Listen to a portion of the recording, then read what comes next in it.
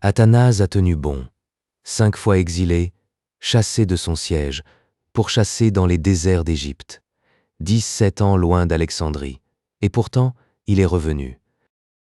Il naît vers 298 à Alexandrie, cité de carrefour à l'embouchure du Nil où la philosophie grecque et la théologie chrétienne se heurtent depuis des générations.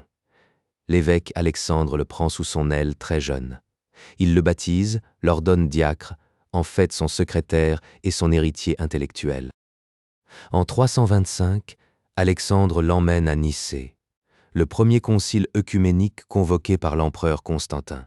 Le jeune diacre n'a pas encore 30 ans. C'est lui qui formule les réfutations aux partisans d'Arius, qui soutiennent que le Fils est une créature du Père, inférieure à lui. À Nicée, le concile tranche en sa faveur. 3 ans plus tard, à la mort d'Alexandre, il prend le siège d'Alexandrie. Il a 30 ans. Les premiers procès commencent en 335. Les Ariens ont l'oreille de l'empereur Constance II. Un synode le condamne sur des accusations forgées. Exil à Trèves, en Gaule. Il rentre. Nouvel exil à Rome, 7 ans. Il rentre encore. L'empereur Constance le bannit une 3e fois. Il se réfugie dans les déserts de Moyenne-Égypte, parmi les moines d'Antoine et de Pacôme. 5 exils au total, sous 4 empereurs différents, 17 années hors d'Alexandrie sur 45 ans d'épiscopat. En 366, l'empereur Valens le laisse enfin en paix. Il regagne son siège pour la dernière fois. Les 7 années qui suivent sont celles d'une stabilité tardive. Il écrit, il enseigne, il réconcilie des communautés que 30 ans de querelles avaient fracturées.